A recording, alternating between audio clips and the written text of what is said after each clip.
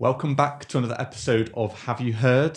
Today, I'm joined with Lucy from our influencer team, and we are doing our predictions, thoughts for the next year ahead, 2024, as we've just entered it.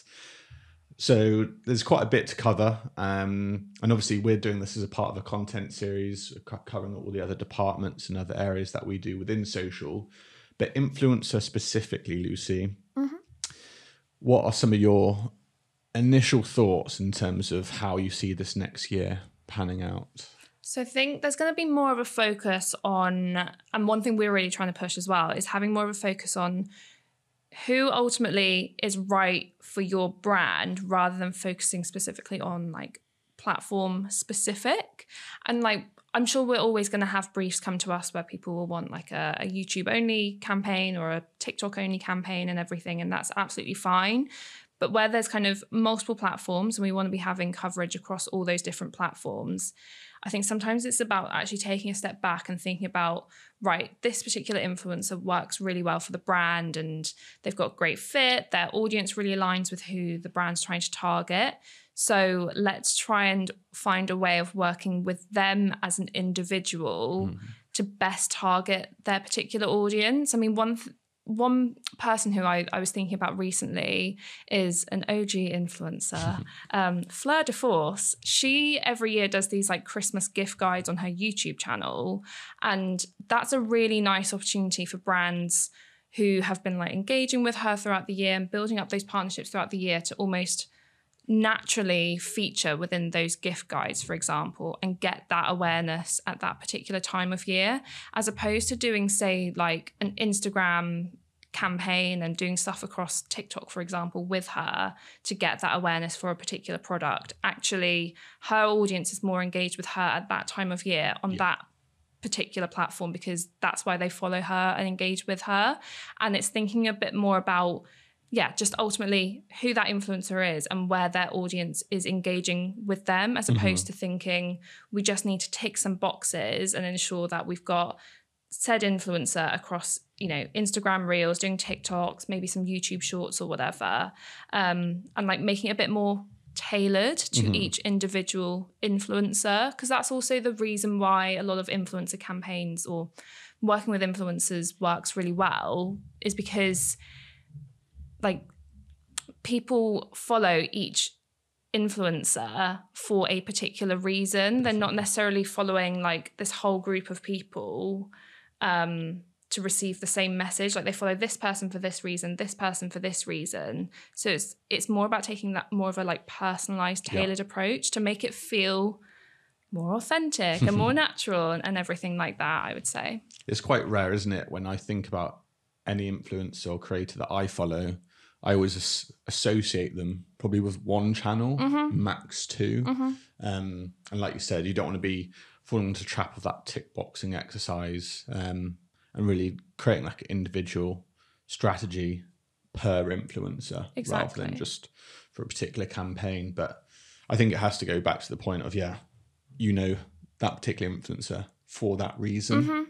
And by association, in that you naturally gravitate towards that, and rather than having, and I think when they have, in that example, she's probably come from a YouTube world, now has built an Instagram and TikTok following, but probably a lot of that is overlap from her following from YouTube, and vice versa for a lot of other, YouTubers that do have now big Instagram and TikTok, but they're so much more known for their YouTube presence. And we've had it before where, we've had a brief and they want to do a platform specific campaign. So TikTok, for example, and we've identified influencers who are definitely like a right fit for the brand, but maybe where, they also happen to have a TikTok, they haven't quite built up that reach and that engagement yet that they have got on other platforms.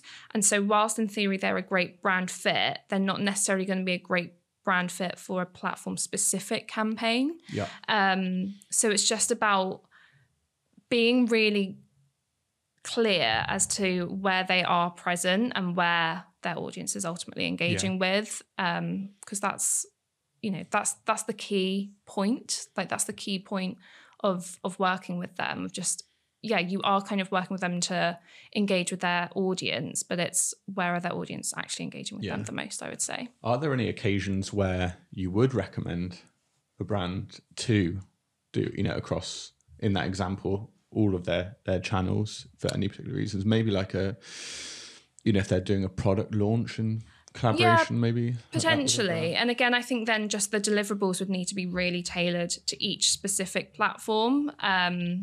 So if you are trying to kind of build up momentum with a brand launch, for example, and you want to work with specific influencers, you do need to ensure that they have got an engaged following across those key platforms. Just because they've got those platforms and everything, it doesn't necessarily mean you should work with them across every single one. And I think it's also really key that you work with the influencer themselves to go like, hey, look, this is what this brand is trying to achieve. How do you think you might be able to bring it to life? And how do you think your audience is going to best engage with that message? So I think it's just ultimately, it's all about tailoring it and making it very bespoke to each particular influencer. And the thing that's consistent throughout is the messaging needs to be, consistent across each platform and with each particular influencer. It's just the content and the deliverables might look slightly different ultimately across the board. And then I guess moving on from that in terms of predictions, I know one we've been talking about is sort of social commerce and how influencers play a part of that. Obviously, everyone in marketing has seen TikTok Shop. The ability for people to transact in platform is only going to grow. Obviously, that's a huge thing in China and sort of in Asia, but it's definitely translating into the Western world and how people, even live shopping as well, how we've seen that sort of with the rise of TikTok Shop enable that with more ease. How do we see sort of influencers playing a part of that, do you think? Do we see, TikTok Shop and the live shopping aspect? Sometimes you see quite a lot come up in your sort of For You page, and it's easy to get sort of ad blindness in a way where you are just scrolling past. But from my conversations with certain brands, they are seeing really strong results from it. So I know it's that balancing act, and every platform ends up implementing these e-commerce capabilities. So like TikTok Shop being kind of one of the most obvious ones. I think it's inevitable. Like TikTok Shop is just going to become even bigger, and they are obviously investing so much into it. It's tricky because you have to sometimes remember there's a reason audiences navigate from one platform predominantly to another new, fresh, shiny platform. So like Meta, for example, and Instagram, like they are becoming, or Meta-owned platforms rather, their audiences are becoming less engaged with them because they are so ad heavy, and there is so much of that kind of like, a lot of paid social ads going on, a lot of branded content or partnership ads going on, and the e-com side of things. The reason a lot of audiences have turned to TikTok is because it felt fresh and new, and it wasn't so ad heavy. I think TikTok Shop, out of all of the different social platforms, it's been a more kind of like positive experience, or audiences have taken to it more than say like Instagram Shop, for example. And absolutely, influencers I'm sure will continue to be briefed on doing TikTok Shop specific content and linking to TikTok Shop and everything like that. But it's just ultimately, as brands, it's finding that balance of not oversaturating those platforms with too much, ad content essentially with influencers, or just in general, because people follow those influencers for a specific reason, and a lot of the time it's because they like their personality, they like what they post about, they like the content, they maybe like aspire to be like them for whatever reason. So, where there's like just continuous like buy this, buy that, audiences can really turn off from that side of things. And it's important to just kind of find a balance with it where possible, because I love TikTok and I'd be very upset if that just became one big shopping platform. Yeah, no, that's true. But I think like in the whole, in the way we view social, is that everything needs to become, I guess, more integrated. Is a common word to use, but you know, not all brands are on TikTok Shop right now. It's they're slowly getting there, but I think becoming integrated with that and other channels and marketplaces, you're just ultimately giving the customer the best experience. Yeah. So, and I think influencers obviously have a massive part to play in that sort of recommendation part of products or services, and people do trust them. But as long as their content is... It needs to feel seamless how they're integrating it. So rather than it being more of like here's this kind of paid opportunity, feature our product or whatever, having that more kind of like commission-based approach with TikTok Shop and influencers might help ease that a little bit more. So in their kind of natural day-to-day content, they can more naturally integrate the product and the fact like you can literally shop this right here now, maybe a better way of kind of navigating it. So it's not this like forced ad where it's like, hey, there's this great new product, you should buy it. You want it to feel a bit more seamless, because I think that's one of the reasons why TikTok Shop is actually so successful, is it's all about like the user journey as well. It's all about when people go onto social, they don't want to be clicking out of the platform. They want to stay in platform, and the platform also wants you to stay in platform too. So having it as seamless as possible and having that capability to shop the product right there and then only helps with that user journey. And so, having a more seamless integration, therefore, with influencers featuring those products is probably the kind of key way of navigating that. And I think I've seen, especially the rise of like, I hate to say it, but like I guess micro creators and things like that. You see often them, TikTok's a platform where you don't always need a large followership to get views, engagement, etc. So you often find micro creators who are just unbelievable at creating really strong narratives and content, generating these views, combining it with TikTok Shop, and I guess affiliate marketing through that has really sort of grown as well. So I think I see that becoming more, obviously in combination with TikTok Shop, but the affiliate side of creators, becoming a bigger thing. I've even seen sort of screenshots. I know lots of people like to throw up screenshots of like earnings and dashboards and things like that, but from creators who are almost doing this like full time in a way, and they're just creating content so much, getting a video that goes viral, driving 300 plus sales for a brand, and earning 500 quid from one piece of content, and they're just knocking them out all day long for different brands. But there's like a reason why it's those micro creators as well, and this isn't going to be a like you need to work with micro influencers type suggestion, because it's like you should already be doing that. It's just about working with them in the right way.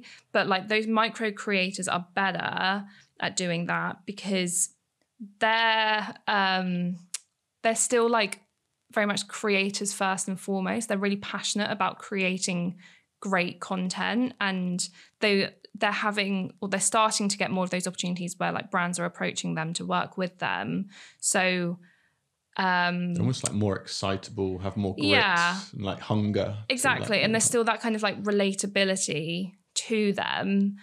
So it's better to be working with those micro creators for like your TikTok Shop possibilities, because you're more likely to be able to acquire like the usage rights to boost the content.